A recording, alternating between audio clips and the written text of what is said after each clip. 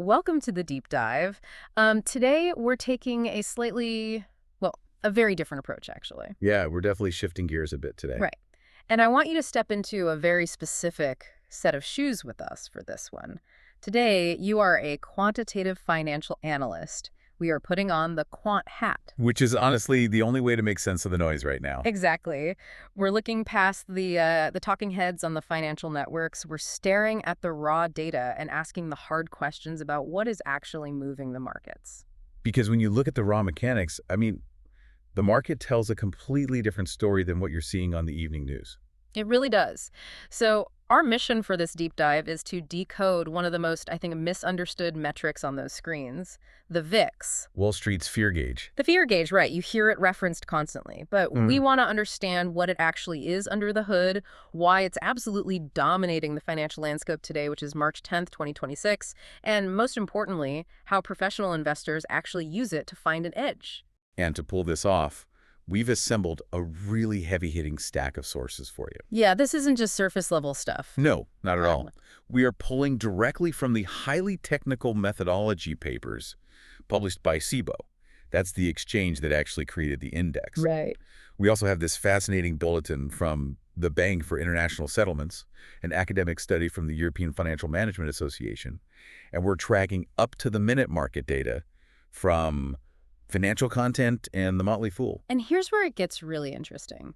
Everyone throws around that phrase market fear, right? Oh, all the time. But when you actually sit down and look at the math, the actual mechanics underneath the VIX, it's wild how few people understand what they're looking at. It's mostly just a buzzword for a lot of traders. Exactly. And a quirk in that exact math is actually responsible for the biggest VIX spike in history. We're going to get into that. But before we get to the anomalies, let's unpack the baseline. Set the foundation. Yeah. From a quant perspective, what exactly are we measuring here? So if we look at the definitive guides we have from Thrivent and SIBO, the SIBO Volatility Index is fundamentally a forward-looking, real-time index. Forward-looking being the key word there. Right. The most common mistake novice traders make is thinking the VIX tells you how volatile the market has been over the last week or month. Which it doesn't. It absolutely doesn't. It strictly measures the market's expectation of volatility in the S&P 500 over the next 30 days. So it's a 30-day forecast. And just to give you a sense of the scale on the screens, generally speaking, a VIX reading under 20 means the market is calm. Smooth sailing. Yeah, under 20 is the relaxation zone. Right. Then a reading between 20 and 30 is your kind of normal to neutral level of baseline anxiety. But crossing that 30 threshold, that's the danger zone. That's when people start sweating. Exactly. That indicates elevated stress, portfolio hedging, genuine nervousness. But the real secret sauce here, and what every quant needs to understand, is how it arrives at that number. The math. If we connect this to the SIBO mathematics methodology, the VIX isn't tracking past stock prices at all. It tracks the prices of a massive strip of put and call options on the S&P 500. Right, so it's aggregating the premiums that investors are willing to pay for protection. Exactly. So if big funds are terrified of a sudden crash, they rush into the market to buy put options to hedge their massive portfolios. And that sudden demand drives the price of those specific options through the roof. That's the core mechanism. Yeah. But the math gets incredibly nuanced from there. The options used in the calculation, they aren't just thrown into some simple average. No. They're actually weighted inversely proportional to the square of their strike price. Okay, let's break that down for our newly minted quants listening. Why the inverse square of the strike price? What does that actually do to the index? Well, think about the shape of market crashes. Okay. They aren't gentle slopes, right? They're sudden, violent cliffs. Like an elevator dropping. Exactly. So by weighting the options inversely proportional to the square of their strike price, the SIBO formula gives exponentially more weight to deep out-of-the-money put options. The ones that are way down there. Right. Those are the options that only pay off if the market absolutely craters. The formula is specifically designed to capture the extreme tail risk that keeps portfolio managers awake at night. So the deeper the panic, the louder the specific options scream in the algorithm. You nailed it. I love that. But there's another mechanical quirk here in the SIBO documentation that just blew my mind when I first read it. The VIX isn't necessarily based on actual executed option trades, is it? It is not, and this is a massive vulnerability in the metric. Yeah. The VIX relies heavily on the midpoints of quotes. Quotes. Yes. It looks at the bid price a buyer is offering and the ask price a market maker is demanding, and it calculates the VIX based on the middle ground between those two numbers. Wait, so you're telling me no actual money has to change hands to move the world's premier fear gauge? None at all. It just takes a change in the quoted prices. That is the reality of math. And keep that firmly in mind because it's going to explain a massive historical anomaly we're going to discuss shortly. Oh, we definitely will. But there's one more core property to establish first. Unlike a high-flying tech stock, which can theoretically compound and go up forever, the VIX is strictly mean reverting. Right, because volatility cannot move to infinity. And the market can never be entirely devoid of risk, so it can't go to zero either. Exactly. The historical floor seems to be around 9. No matter how high it spikes during a crisis, gravity always pulls it back toward its historical average over time. So with that framework in place, let's look at the screens today. Because the VIX is the absolute star of the financial news cycle right now. It really is. According to the Motley Fool, the index is up a staggering 67% year-to-date. It's currently sitting right around 25. Which puts us squarely in that elevated baseline anxiety zone. Yeah. And to understand that 25 reading, we have to look at the massive macroeconomic and geopolitical cross-currents that our sources are tracking. There's a lot moving the needle right now. There is. And as we dig into these catalysts, I want to be very, very clear about our perspective here. The financial texts we're analyzing point to 2 major geopolitical events. Right. First, the ongoing Operation Epic Fury, which involves U.S. and Israeli military strikes on Iranian infrastructure that kicked off in late February 2026. And second, the looming economic fallout from President Trump's April 2025 Liberation Day tariffs. Right. Those are the big 2. And regardless of where anyone stands politically on these military operations or trade policies, our job right now as quants is purely to look at the math. We are objectively analyzing how the market is pricing the uncertainty of these events. We aren't taking sides. We aren't passing political judgment or endorsing any policies. We are literally just reading the data. Strictly reading the data. And the data shows a market grappling with severe uncertainty. But the reporting from Financial Content Today highlights a fascinating intraday shift. The VIX actually plummeted 13.5% today alone. A 13.5% drop in a single trading session. That is a massive sigh of relief. What drove the sell-off in volatility? It appears to be a confluence of stabilization efforts. The market is aggressively pricing in rumors of back-channel diplomacy and the potential reopening of the Strait of Hormuz. Okay. You combine that geopolitical easing with U.S. government intervening by releasing oil from the Strategic Petroleum Reserve to cap energy prices, and the immediate panic bid just evaporated. The quants on the street are saying the market successfully defended the March 6th war low. Yeah, that was a key technical level. Right. Institutional buyers stepped in exactly where they needed to, providing a floor. It signals that algorithms and asset managers are betting on a contained scenario rather than a spiraling global conflict. But it isn't just missiles and oil tankers driving this 25 handle, is it? Not at all. The Motley Fool data points to severe domestic economic confusion. The macroeconomic models are completely broken right now. They really are. Look at the labor data. In January, the U.S. added 130,000 jobs. That blew past every consensus estimate. The economy looked red hot. And then Friday's February numbers dropped, showing a sudden loss of 92,000 jobs. It's crazy. That isn't just a miss. That is structural whiplash. How is a quant supposed to model a 30-day volatility expectation when the labor market reverses that violently in 4 weeks? They struggle, which is exactly why the VIX remains elevated despite today's drop.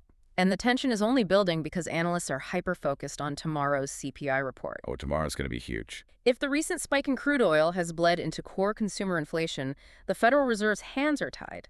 They might be forced to keep interest rates higher for longer, right into a weakening labor market. That is the ultimate stagflation nightmare scenario for traders. Yeah. If that CPI number comes in hot tomorrow, that 13.5% drop in the VIX today will reverse instantly. The consensus right now is that we are looking at a sawtooth recovery. So we shouldn't expect the VIX to slide back down to those complacent pre-war lows of 12 or 14 anytime soon. No, we're settling into a new, higher normal range of roughly 18 to 22 for the foreseeable future. Which is why historical context is so vital for an analyst. A VIX of 25 is uncomfortable, sure. But to truly respect the instrument, you have to know what a systemic meltdown actually looks like. It gets much worse. Oh, yeah. During the 2008 financial crisis, and again during the March 2020 COVID panic, the VIX breached 80. 80. Even last year, in April 2025, during the initial shock of the Liberation Day tariff announcements, it hit 52.3. But this historical review brings us to what might be the most fascinating document in our entire stack. The BIS Bulletin. The Bank for International Settlements Bulletin, dissecting the trading action of August 5th, 2024. Yes. That event is a masterclass in why you have to look past the top-line number and understand the plumbing of the market. It really is. On the morning of August 5th, 2024, before the U.S. equity markets even opened for regular trading, the VIX hit an all-time intraday record of approximately 66. 66. That is brushing up against the apocalyptic readings of 2008 and 2020. Right. But if you remember August 2024, the underlying economic environment was relatively benign. Yeah, there was no global pandemic. No collapsing banking system. And the wildest part of the BIS data, within a few hours of the opening bell, the VIX completely collapsed back down to 39. Just dropped like a stone. So was that 66 reading reflecting genuine systemic terror? According to the BIS analysis, no. It was a mechanical illusion. An illusion. At the time, financial media immediately blamed complex dispersion trades and algorithmic VIX exchange-traded funds blowing up. Right, the usual suspects. Exactly. But the BIS definitively ruled those out as the primary drivers. The real culprit was a severe lack of liquidity and a massive widening of bid-ask spreads. Okay, let's use a mental model to picture what happened in those pre-market hours. Imagine you are a sports bookie taking bets on a major championship game. Okay. An hour before kickoff, a rumor drops that the star quarterback might be injured. Suddenly, every single person walking up to your window wants to bet heavily on the opposing team. Nobody wants the other side of that bet. Right, because why would you? Exactly. If you take all that one-sided action, your book is completely imbalanced. And if the rumor is true, you are going bankrupt. So to protect yourself, you drastically change the odds. You make betting on that opposing team incredibly, prohibitively expensive purely to deter buyers and hopefully entice a few brave sellers. That is the exact dilemma market makers, the option dealers, faced on the morning of August 5th. They were the bookies. Exactly. Japanese markets had just collapsed 12% overnight. The pre-market environment was incredibly uncertain, and the liquidity was razor-thin. It became a completely one-sided market with every institutional desk demanding out-of-the-money put options to hedge their books. The exact extreme tail risk options that the SIBO math weights the heaviest. Precisely. To avoid taking on toxic, imbalanced risk, the market makers did the only thing they could. They drastically widened their bid-ask spreads. They massively raised the ask prices, the premium they demanded to sell you that protection. And this is where that mathematical quirk we highlighted earlier triggers the trap. The VIX doesn't require an actual trade to calculate its value. It uses the midpoint of the quotes. Right. So if the bid for a put option stays at $10, but the panicked market maker raises the ask from $20 to $50 just to build a moat around their book, the mathematical midpoint suddenly jumps from $15 to $30. Mechanically, the algorithm registers a massive surge in implied volatility. The BIS researchers found that this purely mechanical spread widening on highly illiquid put options accounted for more than 85% of that historic jump to 66. 85%. Yes, there was very little actual trading happening at those extreme prices. It was a ghost reading. It wasn't measuring a tidal wave of market transactions. It was measuring option dealers playing defense in the dark. Yep. And sure enough, the second the regular trading day opened at 9:30 a.m., market participants flooded in, liquidity returned, the dealers tightened their spreads back to normal, and the VIX instantly collapsed. It's a stark lesson for any quant. The indicators you rely on are only as robust as the underlying market mechanics. Absolutely. Pre-market VIX readings, specifically because of this reliance on, quotes, in thin, illiquid conditions, can be dangerously misleading. So if the gauge can be distorted by illiquidity, how do professional quants actually use this data to find an edge? Let's open up the quant's playbook. I want to start with a concept pulled from our Mentor Q guide. Ah, the VIX. Yes, the VIX. If the VIX is the volatility of the S&P 500, the VIX is the volatility of volatility. This sounds very meta. It is. It measures the expected volatility of the VIX itself. It tells us how much uncertainty exists regarding future movements of the fear gauge. It's a derivative of a derivative. And the Mentor Q guide details how quants hunt for divergence signals between the two to spot market setups. Okay, what does that look like in practice? Well, let's consider a scenario where you have a high VIX, say around 30, but a surprisingly low VVIX. Okay. That divergence tells an analyst that while the market is currently under stress, there isn't much uncertainty about what happens next. The bad news may be a highly anticipated interest rate hike or a known earnings miss. It's fully priced in to the options market. So the fear is high, but it's a known fear. Exactly. The far more dangerous setup is the exact opposite. A low VIX coupled with a high VVIX. Oh, that's terrifying. On the surface, the VIX is sitting at 13, the S&P 500 is grinding higher, everything looks pristine. But that high VVIX, that means institutional options traders are quietly paying massive premiums for volatility hedges. They're preparing for an explosion. Yes, it is the ultimate signal of severe market complacency. The surface looks like glass, but the undercurrents are violent. Identifying that complacency is step one. Step two involves analyzing the term structure of VIX futures, which is how sophisticated quantitative funds actually monetize this data. And this brings us to that fascinating academic study from the European Financial Management Association. Right. We have to look at the shape of the futures curve, which usually sits in a state called contango. Contango. It simply means that the futures contracts for the VIX expiring months from now are priced higher than the current spot price today. And because of the mean reverting nature of volatility we talked about, that makes perfect sense. If the VIX is sitting at a sleepy 12 today, the market rationally expects it to eventually revert up toward its long-term average of 19 or 20. But when a crisis hits, that entire curve violently inverts into backwardation. Backwardation. The current immediate panic is so intense that the spot VIX spikes higher than the futures expectations, because the market assumes the acute phase of the panic will eventually subside. And the EFMA study proves something really brilliant about this dynamic. They showed that the VIX basis, the difference between the spot VIX and the futures price, doesn't actually predict where the spot VIX is going to go. No, it predicts where the futures prices will go. Because futures mathematically have to converge with the spot price at the moment of expiration. So quants can systematically harvest what is known as the roll yield. Exactly. To put that into a trading strategy, when the market is calm and the curve is in steep contango, the futures prices are continually bleeding value. They're rolling down toward the lower spot price. Right. A quant will step in and systematically short the VIX futures to capture that decay. But hold on, shorting the VIX is historically one of the most dangerous trades in finance. Oh, absolutely. We all remember Volmageddon in February 2018.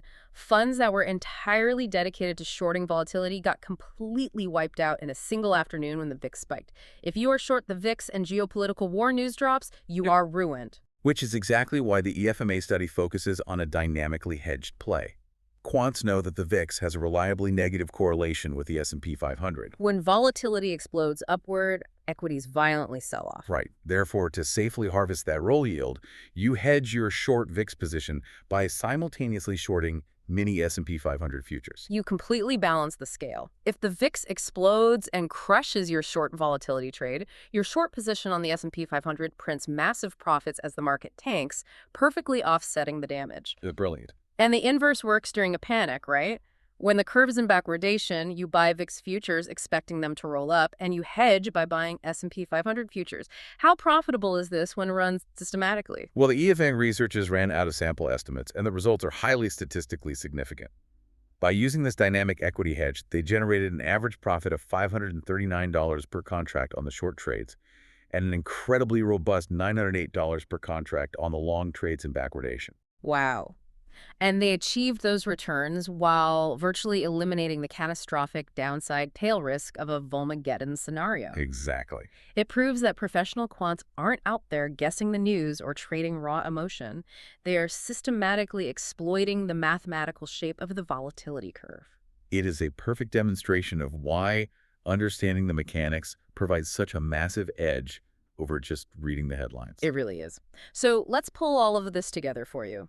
When you are looking at your screens tomorrow morning and the financial networks are screaming about the VIX hitting 25, you now know better than to just accept the panic narrative. You know where to look. Right. You know to check the VVIX to see if the underlying options market is actually complacent.